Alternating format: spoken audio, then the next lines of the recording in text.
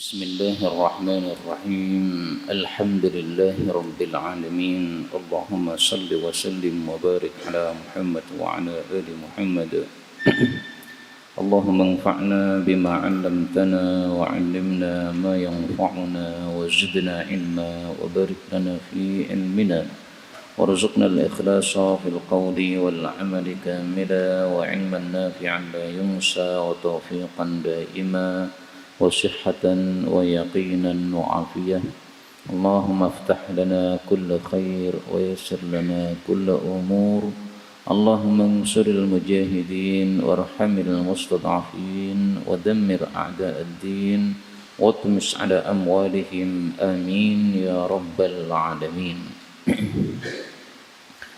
Alhamdulillah kaum muslimin rahimakumullah. Kita lanjutkan kembali pengajian hadis dari kitab Sunanut Tirmidzi. Dan kita sudah mempelajari sampai pada kitab Fadail al-Jihad, fadilah jihad. Pada hadis 1622 faqala al-muallif rahimahullahu ta'ala wa nafa'ana bihi wa bi'ulumihi fid darain amin. Bab ma jaa fi fadli shaum, bab fadilah berpuasa fi sabilillah, di jalan Allah. Hadis 1622 di dalamnya ada perawi Ibnu Lahiyah, ini seorang perawi yang dhaif.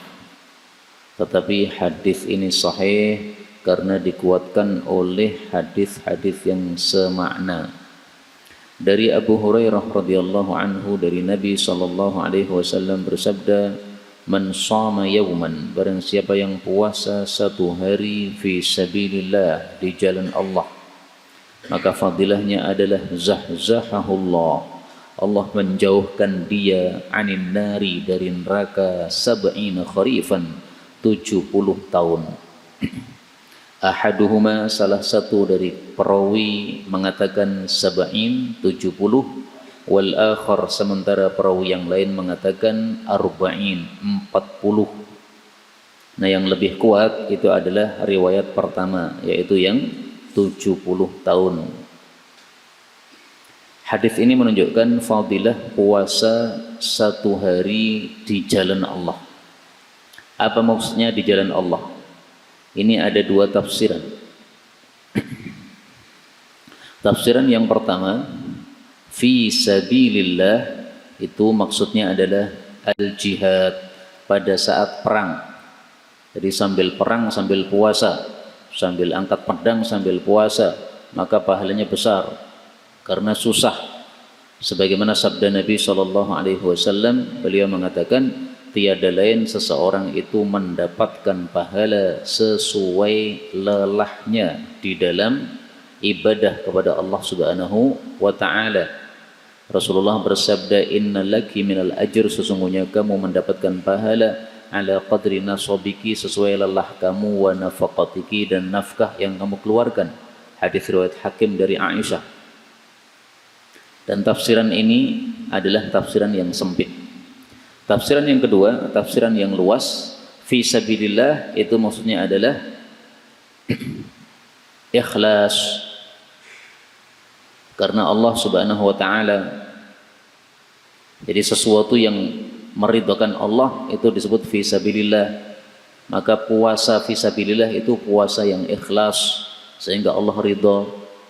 Dan ini tafsiran yang luas. Kalau tafsiran pertama, tidak semua kita bisa melakukan hadis ini. Saudara-saudara kita di Palestina bisa melakukan, mereka jihad. Tapi di Indonesia mana ada jihad perang? Enggak ada. Nah, sehingga kita bisanya mengamalkan hadis ini sesuai tafsiran yang lebih luas tadi. Kemudian kata-kata zahzaha dalam bahasa Arab itu artinya semakna dengan ab'ada, menjauhkan. Di dalam Al-Quran disebutkan bimuzahzihihi minal azab.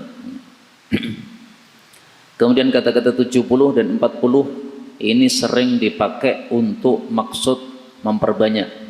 Jadi tidak harus betul-betul 70, bisa lebih. Tidak harus betul-betul 40, bisa lebih. Seperti orang Jawa mengatakan peng seket buntot, atau orang Indonesia mengatakan kampung 1000, gerojokan 1000. Nah, itu tidak harus betul-betul 1000. Kemudian kata-kata kharif ini asalnya artinya bukan tahun. Sab'ina kharifan, arti asalnya kharif musim semi. Tetapi yang dimaksud di sini 70 tahun. Musim semi itu apa? Musim semi itu adalah satu musim dari 4 musim dalam satu tahun. Satu tahun kan ada 4 musim. Salah satunya ada musim semi. Di Indonesia nggak ada 4 musim, paling cuma 2 musim saja. Musim hujan sama musim kering. Nah, kalau di tempat-tempat tertentu itu ada 4 musim. Maka disebut musim semi, tapi yang dimaksud adalah 1 tahun penuh. Ini seperti orang Indonesia mengatakan tidak tampak batang hidungnya, tapi yang dimaksud tidak tampak semua orangnya. Seperti itu. Berikutnya 1623, ini hadisnya dari Abu Sa'id Al-Khudri radhiyallahu anhu. Rasulullah sallallahu alaihi wasallam bersabda, la yasumu 'abdun, tidaklah seorang hamba berpuasa yauman fi sabilillah, satu hari di jalan Allah, illa ba'ada dzalikal yaumu, kecuali satu hari itu menjauhkan dia an-nara, api neraka, menjauhkan api neraka, an wajhihi, dari wajahnya, sab'ina kharifan, sejauh 70 tahun perjalanan, yaitu perjalanan dengan onta, ya kan? Karena zaman dulu itu perjalanannya dengan onta. Nah, di sini disebutkan an wajhi, dijauhkan dari wajahnya. Ini bukan berarti wajahnya saja yang jauh. Kalau perutnya dekat dengan neraka, tidak, ya. Maka ini sama dengan ucapan orang Indonesia tadi, tidak tampak batang hidungnya. Nah, sehingga disebut wajah maksudnya seluruh tubuh, disebut kharif musim semi maksudnya 1 tahun penuh. Berikutnya 1624 dari Abu Umamah Al-Bahili dari Nabi sallallahu alaihi wasallam bersabda, man shama yauman fi sabilillah, barang siapa yang berpuasa 1 hari di jalan Allah, ja'alallahu bainahu wa bainan nar, Allah letakkan antara dia dengan neraka khandaqan, parit, yang paritnya itu luasnya kama bainas sama'i wal ard, seperti antara langit dan bumi. Jadi paritnya ini sangat besar. Besarnya seberapa? Silahkan panjenengan ukur sendiri, dari bumi naik sampai notok langit. Nah, ukurannya seperti itu. Dan itu tidak mungkin bisa kita lakukan, karena manusia tidak ada kemampuan untuk sampai menembus langit, nggak ada kemampuan sampai hari ini. Tafsiran mana yang dipilih oleh Imam Tirmidzi? Apakah fisabilillah ini ditafsirkan oleh Imam Tirmidzi dengan tafsiran jihad atau tafsiran yang umum? Imam Tirmidzi memilih tafsiran yang sempit, yaitu jihad fisabilillah. Buktinya beliau tampilkan hadis ini di dalam kitab jihad. Adapun Imam Bukhari, maka beliau menampilkan kata-kata fisabilillah di dalam Kitabul Jum'ah, menunjukkan bahwa beliau Imam Bukhari memilih makna fisabilillah yang lebih umum. Maka Jum'atan termasuk fisabilillah karena sesuatu yang meridhakan Allah Subhanahu wa taala. Berikutnya bab maja'a fi, bab tentang fadlin nafaqati, fadilah nafkah fi sabilillah, di jalan Allah. Jadi kita mengeluarkan uang untuk jihad fi sabilillah. 1625 dari Khuraim bin Fatik, Rasulullah sallallahu alaihi wasallam bersabda, man anfaqa nafaqatan, barang siapa yang mengeluarkan satu nafkah fi sabilillah, di jalan Allah, kutibat lahu bi 700 dhi'fin, maka dicatat untuknya 700 kali lipat. Ini fadilahnya infak untuk jihad. Kalau infak untuk selain jihad belum tentu 700. Pelipat gandaan amal minimal 10, maksimal tidak ada batas. Nah, untuk jihad ini pelipat gandaannya tidak hanya 10 tapi 700. Sehingga makna hadis ini sama dengan apa yang disebutkan oleh Allah Subhanahu wa taala di dalam Al-Qur'an surat Al-Baqarah. Mathalul ladzina yunfiquna amwalahum fi sabilillahi kamathali habbatin ambatas sab'a sanabila fi kulli sumbulatin mi'atu habbah. 7 kali 100, 700 ya. Wallahu yudha'ifu liman yasha. Allah melipat gandakan untuk siapapun yang Dia kehendaki. Alias 700 itu bukan batas akhir. Masih ada yang dilipat gandakan lebih banyak, terserah Allah. Karena Allah itu wasi'un alim. Nah, maka surat Baqarah ayat 261 ini semakna dengan hadis yang sedang kita baca ini. Allah melipat gandakan sebanyak 700 kali lipat. Ini karena infaknya infak untuk jihad fi sabilillah. Nah pertanyaannya, kenapa untuk jihad fi sabilillah infaknya dilipat gandakan sampai sebanyak itu? Karena jihad fi sabilillah amal yang paling tinggi di dalam Islam. Nabi menyebutkan dzirwatus sanamil Islam. Puncak amalan dalam Islam itu ya jihad. Karena jihad itu berarti kita merelakan nyawa. Tidak hanya merelakan harta atau tenaga atau waktu, tapi merelakan nyawa. Nah, maka wajar kalau pahalanya besar. Berikutnya babu ma jaa fi bab tentang fadilah al-khidmati, berkhidmat fi sabilillah, di medan jihad fi sabilillah.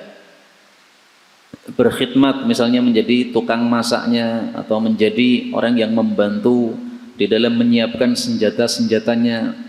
1626 dari Adi bin Hatim At-Ta'i bahwasanya dia bertanya kepada Rasulullah sallallahu alaihi wasallam, ayyus sadaqati afdal, sedekah apa yang paling utama, maksudnya paling besar pahalanya. Maka Rasulullah menjawab, ada 3 yang beliau sebutkan. Yang pertama, khidmatu abdin, khidmatnya seorang budak fi sabilillah, di jalan Allah. Maksudnya gimana? Kita punya budak, kita pinjamkan kepada mujahid fi sabilillah. Wahai mujahid, Anda silahkan berangkat jihad. Selama perjalanan nanti budak saya ini yang melayani Anda. Anda istirahat, kemudian kudanya perlu dikasih minum. Nah yang ngasih minum ini budak saya ini. Anda istirahat, perlu makan, nanti budak saya biar yang masak. Dia sudah membawa rice cooker. Nah, maka itu khidmatu abdin. Yang kedua, au atau dhillu fustatin, naungan kemah. Maksudnya naungan kemah di medan jihad fi sabilillah. Jadi ini semuanya 3-3-nya ini fi sabilillah, di medan jihad. Jadi kita minjamkan kemah kepada mujahid. Mujahid mau berangkat, kita sangoni kemah. Ini kemahnya, silahkan dibawa. Harganya kemah ini 1 jutaan. Nanti kalau antum istirahat bisa nyaman di sini. Yang ketiga, au atau taruqatu fahlin. Taruqah itu hewan yang sudah bisa dikawini, fahlin oleh pejantan, fi sabilillah, yang digunakan untuk jihad fi sabilillah. Di mujahid fi sabilillah kita pinjami hewan yang sudah dewasa. Yang sudah dewasa itu tandanya apa? Bisa dikawini oleh hewan pejantan. Nah maka inilah sedekah-sedekah yang paling utama. Bisa kita berikan, berarti menjadi milik dia. Bisa kita pinjamkan, nanti kalau selesai jihad kembali kepada kita. Bisa, ya, boleh dua-duanya. Nah, maka khidmatu abdin, ini budaknya kita kasihkan, boleh. Kita pinjamkan juga boleh. Fustatin juga begitu, kemah kita berikan atau kita pinjamkan, boleh. Taruqatu fahrin juga begitu, bisa diberikan, bisa dipinjamkan. Tergantung akadnya yang memberikan tersebut. Berikutnya 1627 dari Abu Umamah, Rasulullah sallallahu alaihi wasallam bersabda, afdalus sadaqati, sedekah yang paling utama, yang pertama adalah dhillu fustatin, naungan kemah fi sabilillah, di medan jihad fi sabilillah. Yang kedua, wa manihatu khadimin, dan pemberian seorang budak fi sabilillah, di medan jihad fi sabilillah. Kata-kata manihah ini saya artikan pemberian, tapi menurut para ulama bisa mencakup 2 tadi, baik diberikan maupun dipinjamkan. Karena meminjamkan itu sama dengan memberikan, hanya tidak sempurna. Kalau memberikan berarti total diberikan. Kalau meminjamkan ya kita memberikan, tapi nanti kembali lagi. Nah, maka manihah ini mencakup dua-duanya, pinjaman atau pemberian. Yang ketiga, autaruqatu fahlin, atau hewan yang bisa dikawini oleh pejantan, berarti sudah dewasa hewannya itu, fi sabilillah, di medan jihad, fi sabilillah. Berikutnya babu ma jaa fi fadli, bab fadilah man jahaza, orang yang menyiapkan, ghazian, kepada orang yang berperang. 1628 dari Zaid bin Khalid al-Juhani dari Nabi SAW bersabda, man jahaza ghazian, barang siapa yang menyiapkan untuk orang yang berperang fi sabilillah, di jalan Allah, faqad ghaza, berarti dia telah perang, maksudnya dia mendapatkan pahala perang. Wa man khalafa, dan barang siapa yang menggantikan ghazian, seseorang yang berperang, menggantikan dalam hal apa? Fi ahlihi, dalam keluarganya, yaitu mengurusi keluarganya si mujahid tadi, faqad ghaza, maka sungguh dia telah perang, yaitu mendapatkan pahala perang. Kaum muslimin rahimani wa rahimakumullah, hadis ini menunjukkan 3 hal. Yang pertama, siapapun yang ikut andil dalam satu kebaikan, maka dia mendapatkan pahalanya. Ini ada jihad perang, maka yang dapat pahala perang tidak hanya yang berangkat, tapi yang ikut andil juga dapat. Temannya menyiapkan bekal, yang menyiapkan bekal itu dapat pahala. Sekarang ini ada kajian, siapa yang dapat pahala? Semua yang ikut andil. Menyiapkan lampu, menyiapkan kipas, menyiapkan kamera, menyiapkan meja, dapat pahala sesuai pekerjaan masing-masing. Yang kedua, hadis ini menunjukkan bahwasanya kalau ada orang berbuat baik, maka mari kita ta'awun, saling bantu-membantu. Allah mengatakan ta'awanu 'alal birri wat taqwa, saling bantulah dalam kebaikan dan takwa. Jadi ada orang berangkat jihad, jangan dibiarkan, kita bantu, ta'awun. Kemudian hadis ini menunjukkan bahwasanya Rasul sallallahu alaihi wasallam menghasung orang-orang yang tidak berperang untuk mengurusi keluarganya orang-orang yang berperang. Khalafa fi ahlihi. Kita punya tetangga berangkat perang. Berapa bulan? 3 bulan. Nah, selama 3 bulan itu dapurnya tetangga tersebut kita yang ngurusi. Udah Pak, berangkat jihad saja silahkan. Dapur nggak usah diurus, nggak usah dipikir. Saya yang menanggung. Nah, maka ini apa? Menyenangkan atau meringankan bebannya orang yang berjihad tadi di dalam dia mengurusi keluarganya. Dan ini sekaligus menunjukkan bahwa perang itu hukumnya tidak fardu ain, tapi fardu kifayah. Sehingga ada yang berangkat, ada yang di rumah. Nggak ada masalah, ya, fardu kifayah. Dan tentang fardu kifayahnya perang ini kita dapatkan dalam Al-Quran juga. Pada surat At-Taubah ayat 122. وَمَا كَانَ الْمُؤْمِنُونَ لِيَنْفِرُوا كَافَّةً فَلَوْلَا نَفَرَ مِنْ كُلِّ فِرْقَةٍ مِّنْهُمْ طَائِفَةٌ لِيَتَفَقَّهُوا فِي الدِّينِ وَلِيُنْذِرُوا قَوْمَهُمْ إِذَا رَجَعُوا إِلَيْهِمْ لَعَلَّهُمْ يَحْذَرُونَ. Umat Islam dibagi 2. Satunya yang berangkat jihad, nafaro, ini pada yang berangkat jihad. Satunya lagi yang tafaqquh fiddin, belajar agama, liyatafaqahu. Nah, yang santri biar nyantri, yang jihad biar berangkat jihad, sehingga tenaganya digunakan untuk sesuai kemampuan masing-masing. Kemampuan dia ototnya, nah, berangkat jihad. Kemampuan saya otaknya, nah, belajar agama. Orang-orang krempeng seperti saya disuruh jihad mungkin nggak kuatan, gampang ambruk, gampang lemah, ya sudah kamu bagiannya yang lain. Tapi yang badannya kekar-kekar, kuat-kuat, nah ini cocok untuk jihad, silahkan berangkat jihad fi sabilillah. Berikutnya 1629 dari Zaid bin Khalid al-Juhani, Rasulullah sallallahu alaihi wasallam bersabda, man jahaza ghazian, barang siapa yang menyiapkan orang yang berperang fi sabilillah, au khalafahu, atau menggantikan dia fi ahlihi, pada keluarganya, faqad ghaza, berarti dia sudah perang, yaitu mendapatkan pahala perang. Surah 16:30 isinya sama, sanadnya saja yang beda. 16:31 dari Khalid bin Zaid bin Khalid al-Juhani, Rasulullah sallallahu alaihi wasallam bersabda, "Man jahaza ghaziyan fi sabilillah faqad ghaza, wa man khalafa ghaziyan fi ahlihi faqad ghaza." Isinya sama lagi, hanya sanadnya yang berbeda. Makanya Sunan Tirmidzi ini sangat pantas untuk diringkas, karena ini satu bab isinya sama ya. Perawinya sama, Zaid bin Khalid al-Juhani. 4 hadis tapi isinya sama dan perawinya sama. Lah terus kalau sama, kenapa disebutkan berulang-ulang oleh Imam Tirmidzi? Ini karena beliau membahas sanadnya. Jadi kalau sanadnya ada yang bermasalah, nah sekarang saya kasih sanad yang menguatkan. Jadi Imam Tirmidzi ini tidak hanya bicara masalah matan hadis, tapi juga bicara masalah sanadnya hadis. Nah orang-orang seperti kita, orang-orang awam tidak begitu penting membahas masalah sanad hadis. Nah, sehingga perlu kitab Sunan Tirmidzi ini untuk diringkas, dan alhamdulillah itu sudah diringkas oleh beberapa orang. Guru saya Syekh Mustafa Al-Bugha sudah meringkasnya. Saya pun juga sudah berusaha untuk meringkasnya tapi belum selesai.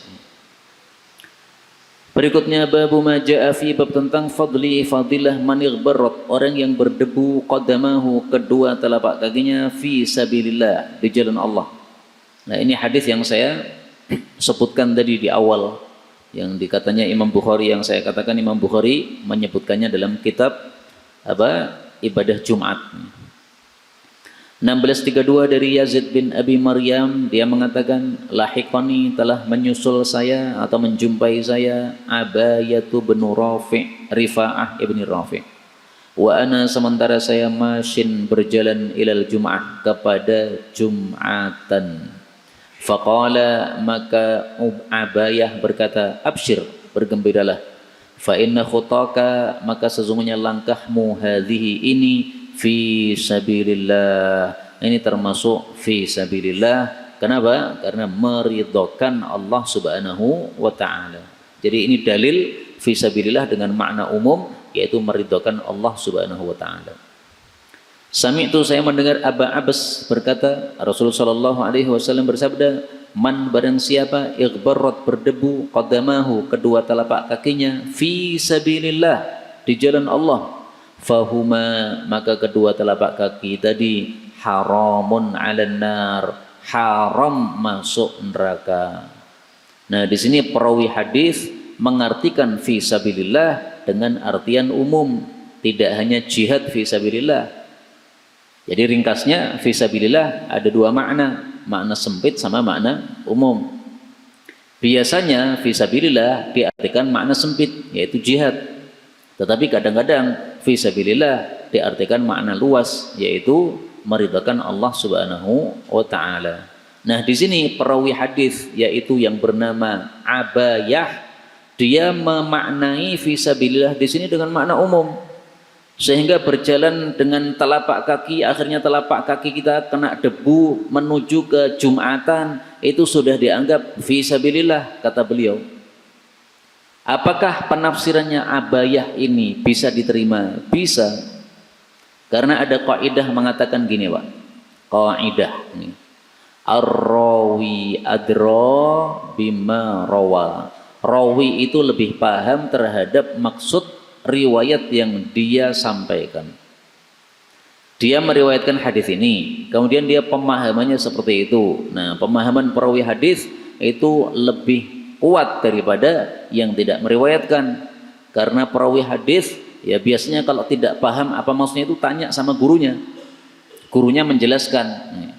Nah, maka ketika dia menjelaskan sesuai pemahaman dia, ini dianggap pemahaman yang sudah benar. Alhamdulillah ada pemahaman seperti ini. Seandainya fisabilillah di sini harus jihad, ya kita mungkin sampai mati belum pernah mengamalkan hadis ini. Tapi karena fisabilillah di sini diartikan umum, sehingga sering kali kita itu mengalami hadis ini. Berdebunya kedua kaki kita dalam rangka fisabilillah, yaitu menunaikan kewajiban Allah, maka meridhakan Allah Subhanahu wa taala. Turun hujan. kita tetap pergi ke masjid untuk sholat jamaah. Apakah masuk? Masuk.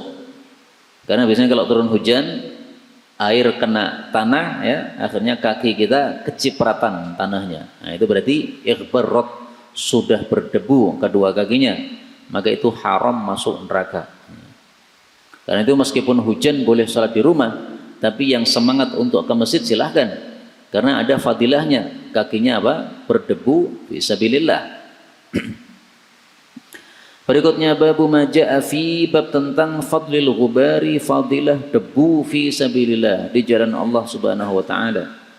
1633 dari Abu Hurairah radhiyallahu anhu, Rasul sallallahu alaihi wasallam bersabda, la yalijun nara, tidaklah masuk ke dalam neraka, rajulun, seorang laki-laki, baka, yang dia menangis, min khasyatillah, dari sebab takut kepada Allah, hatta, sehingga ya'udal labanu, kembali susu itu, fit dur'i, pada tetek.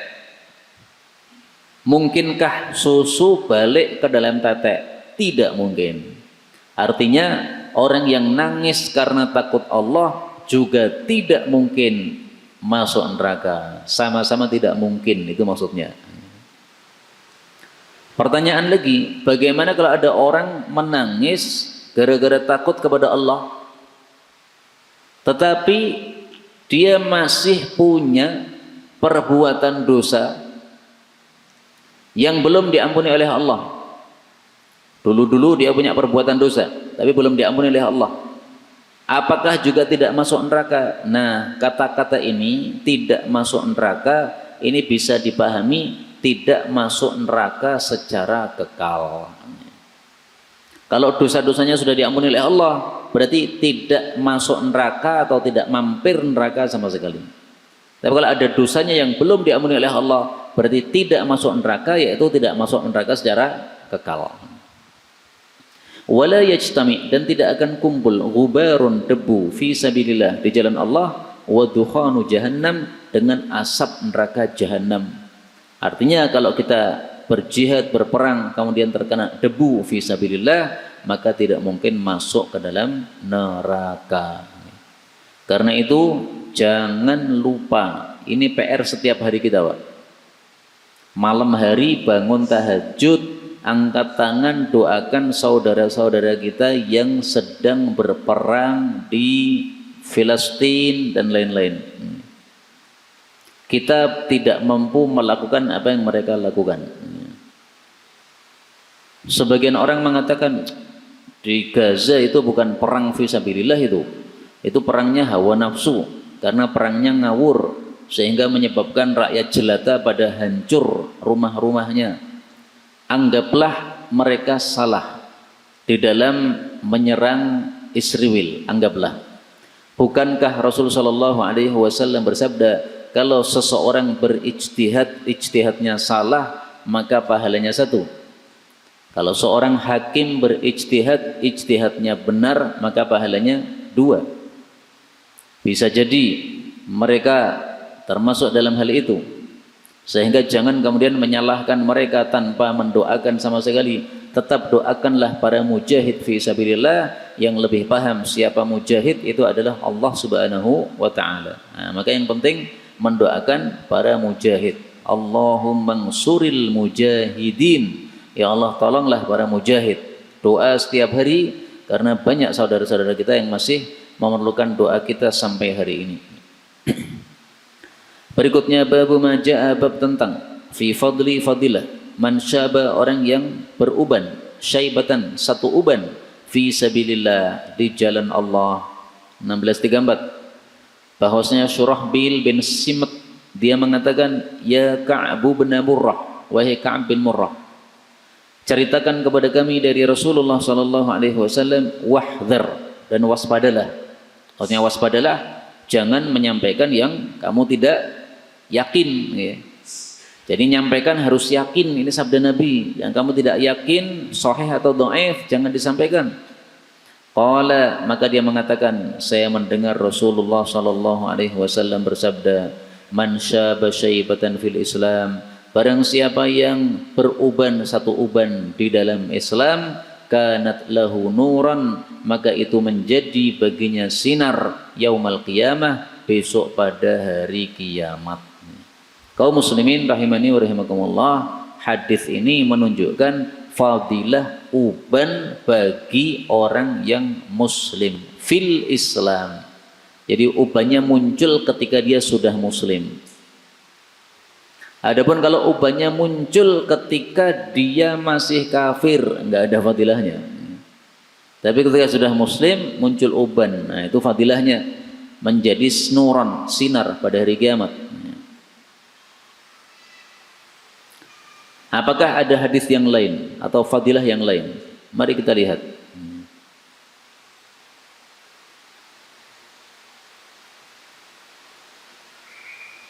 Man syaba syaibatan fi sabilillah, barang siapa yang mengalami uban, satu uban fi sabilillah, di medan jihad fi sabilillah, taba'adat minhu jahannam, maka neraka jahannam menjauh darinya masirata khamsimi'ati am, sejauh perjalanan 500 tahun. Tetapi hadis dengan lafal seperti ini tidak sahih. Hadis yang lain, man syaba syaibatan fi sabilillah, barang siapa yang mengalami satu uban di jalan Allah, kanat lahu nuran yaumal qiyamah, itu menjadi sinar baginya pada hari kiamat. Kalau hadis yang kita baca tadi bukan fi sabilillah ya, fil Islam, di dalam Islam. Lah kenapa kok Imam Tirmidzi mengatakan babnya syaibatan fi sabilillah? Padahal lafal hadisnya adalah apa? Fil Islam, di dalam Islam. Imam Tirmidzi mengatakan fi sabilillah karena ada dua riwayat. Riwayat pertama fil Islam, uban muncul pada saat Islam, dan ini umum baik fi sabilillah perang maupun tidak, termasuk kita ini tidak pernah melakukan perang. Nah, kalau kita punya uban sudah masuk hadis pertama ini. Adapun hadis yang kedua itu lafalnya fi sabilillah, yaitu hadis berikutnya 1635 dari Amr bin Abasah, bahwasanya Rasul sallallahu alaihi wasallam bersabda, man syaba syaibatan fi sabilillah, barang siapa yang mengalami satu uban di jalan Allah, medan jihad, kanat lahu nuran yaumal qiyamah, maka uban itu menjadi sinar baginya besok pada hari kiamat. Kaum muslimin rahimani wa rahimakumullah, ada 3 hal berkaitan dengan ini. Yang pertama, uban menjadi sinar pada hari kiamat, sehingga di dalam Islam tidak boleh seseorang mencabut uban. Jadi ada uban di kepala kita, dicabut nggak boleh, dilarang oleh Nabi SAW. Kalau dicukur boleh. Bedanya apa? Kalau dicukur itu muncul lagi. Kalau dicabut itu kalau sudah sampai akarnya maka tidak muncul lagi, atau kalau muncul masih lama. Yang kedua, bahwasanya uban ini karena dimuliakan oleh Allah Subhanahu wa taala, maka umat Islam yang mengalami uban ini hendaklah dia berbahagia, senang dengan sebab uban tadi, karena justru dia akan dimuliakan oleh Allah Subhanahu wa taala. Manusia bermacam-macam. Ada yang ubannya banyak, ada yang ubannya sedikit, ada yang normal. Nah, yang ubannya banyak, saya termasuk yang ubannya banyak, termasuk guru saya Ustaz Rashid Ba'asyir itu ubannya banyak. Nah, maka ini kita harus husnudzan. Allah ingin kasih kita sinar yang banyak besok pada hari kiamat. Kemudian yang ketiga, hadis ini menunjukkan bahwasanya besok pada hari kiamat kita membutuhkan kepada nur, kepada sinar. Karena di hari kiamat kita harus melewati jembatan di atas jahanam yang sangat gelap gulita. Kalau tidak punya sinar, bagaimana mungkin kita bisa melewatinya? Makanya setiap Jumat kita disyariatkan membaca surat Al-Kahfi. Ini dalam rangka supaya kita punya sinar besok di akhirat. Nah, rutinkan surat Al-Kahfi malam Jumat atau hari Jumat. Malam Jumat atau hari Jumat, bebas pilih. 2 kali juga boleh. Berikutnya babu maja'a fi, bab tentang fadilah manirtabata, orang yang mengikat farasan, satu kuda, fi sabilillah, di jalan Allah Subhanahu wa taala. 1636 dari Abu Hurairah radhiyallahu anhu, Rasul sallallahu alaihi wasallam bersabda, al khailu, kuda-kuda itu, ma'qudun, diikat, fi nawasiha, pada ubun-ubunnya, al khairu, kebaikan, ila yaumil qiyamah, sampai hari kiamat. Yang dimaksud al khairu, kebaikan, itu adalah dua, satu pahala, dua ghanimah. Dari mana taunya? Dari hadis yang lain. Rasulullah bersabda, al khailu ma'qudun binawasiha al khairu ila yaumil qiyamah, al ajru wal maghnam, yaitu pahala dan ghanimah. Nah, maka dengan jihad fisabilillah kita mendapatkan pahala, dan dengan jihad fisabilillah kita mendapatkan ghanimah atau rampasan perang. Kemudian kata-kata ini, ila yaumil qiyamah, sampai hari kiamat, menunjukkan bahwa kuda itu masih diperlukan sampai hari kiamat. Meskipun sekarang kondisinya sudah modern, orang-orang perang sudah tidak pakai kuda lagi, mereka pakai tank, pakai bom, pakai pesawat, tapi tetap kuda masih diperlukan sampai kiamat.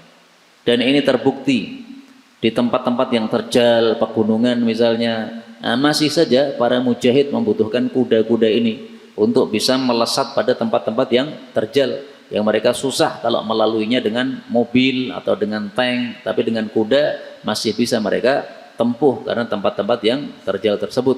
Maka shadaqallah, sungguh jujur Allah, dan shadaqa Rasulullah, sungguh jujur Rasulullah sallallahu alaihi wasallam. Kemudian beliau menjelaskan kuda itu ada tiga macam. Wal khailu li thalathatin, dan kuda itu bisa untuk tiga orang. Yang pertama, hiya li rajulin ajrun, untuk seseorang menjadi pahala. Yang kedua, hiya li rajulin sitrun, kuda itu untuk orang yang lain menjadi penutup, yaitu penutup kebutuhan atau hajat dunia dia. Dia butuh makan, ditutup dengan kuda yang dia miliki. Kudanya beranak pinak sehingga dia bisa sembelih, kemudian dimakan dagingnya, atau dia jual dengan kemudian membeli beras darinya. Wahia, dan kuda itu ala rajulin, untuk orang yang lain, wizrun, bisa menjadi dosa. Dan ini berlaku tidak hanya kuda saja. Segala apa yang Allah berikan kepada kita bisa berlaku tiga ini. Panjenengan punya HP, bisa pahala, bisa dosa, bisa sitir atau penutup hajat juga bisa.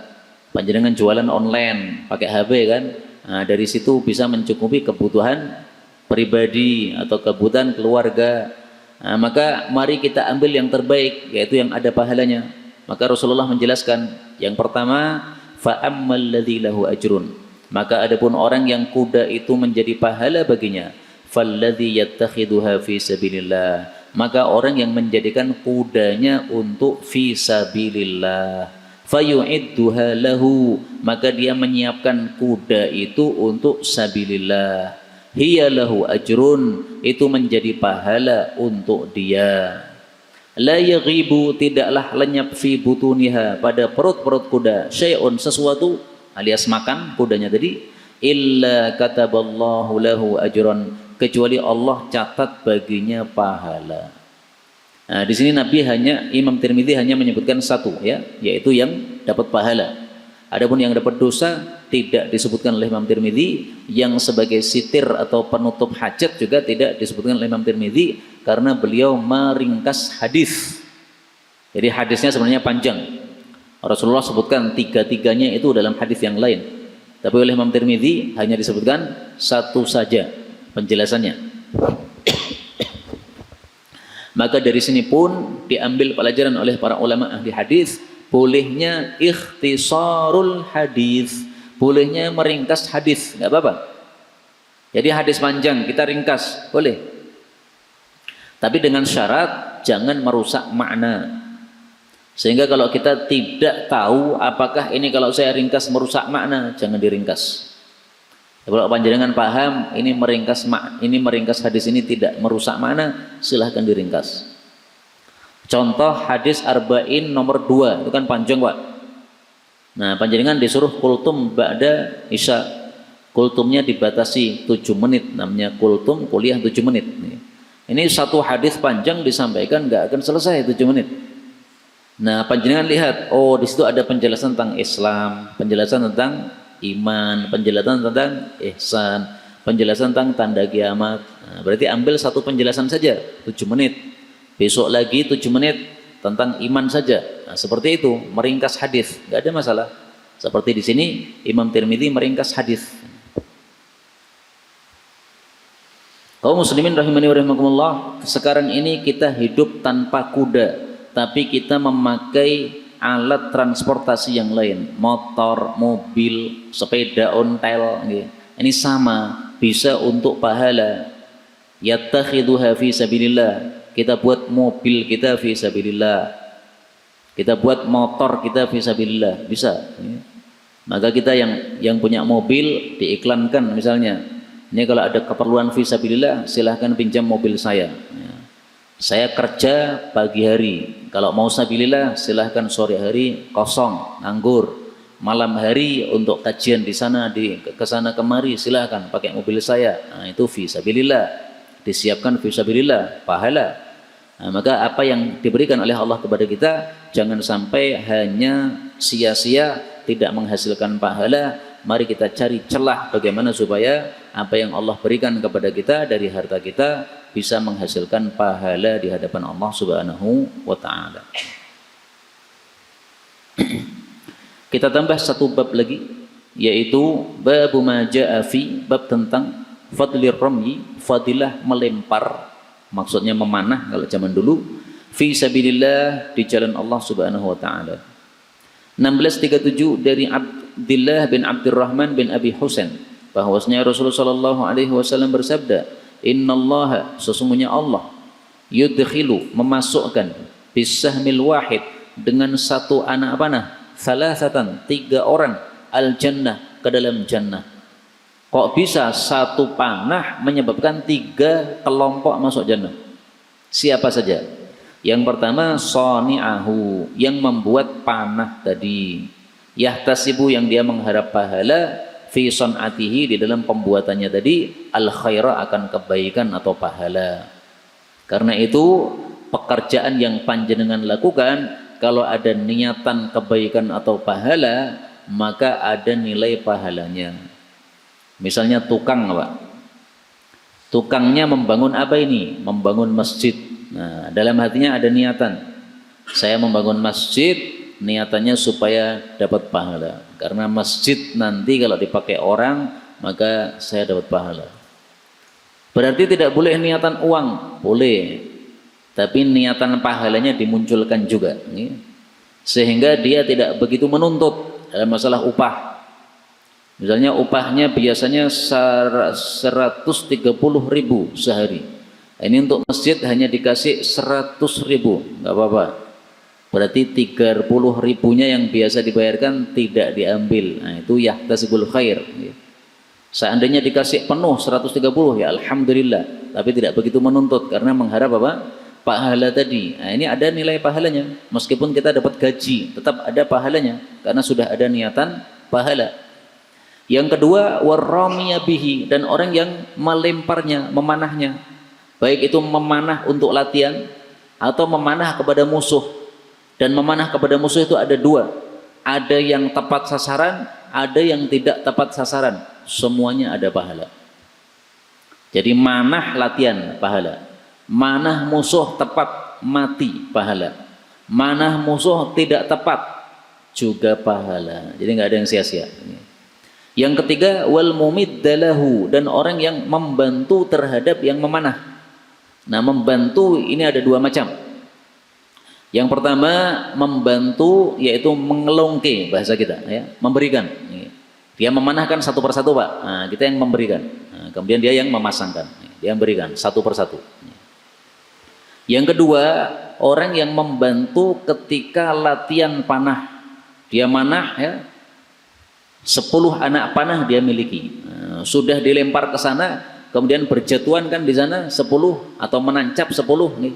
Nah 10 ini kemudian dicabuti oleh orang-orang yang membantu itu. Kemudian diberikan lagi kepada orang yang sedang latihan tadi. Nah, ini semuanya termasuk mumit. Baik yang memberikan satu persatu supaya dia panahkan, atau yang mengembalikan ke tempat yang memanah tadi. Nah, itu adalah mumit. Semuanya dapat pahala dari Allah Subhanahu wa taala.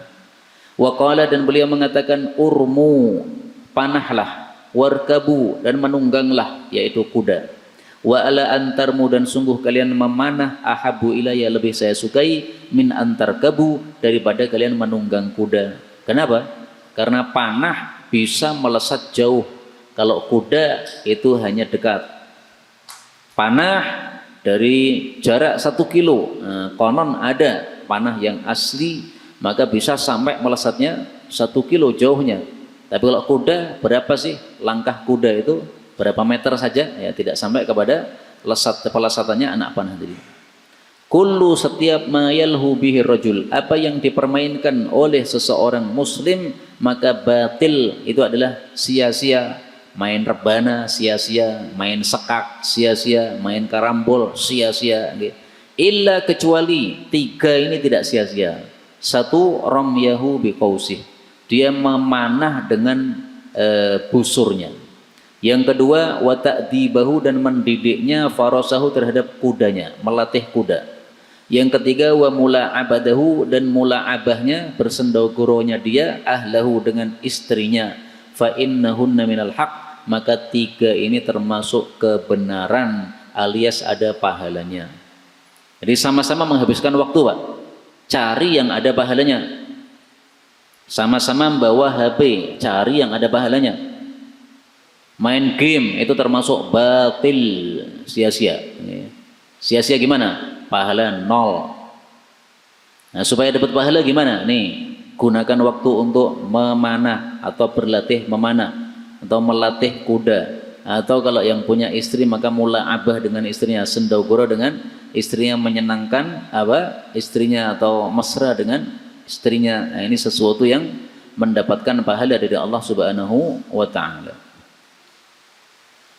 1638 dari Abu Najih As-Sulami, Rasulullah sallallahu alaihi wasallam bersabda, man rama bisahmin fi sabilillah, barang siapa yang melempar 1 anak panah di jalan Allah, fahuwa lahu adlu muharrar, maka dia itu baginya sebanding dengan budak yang dimerdekakan.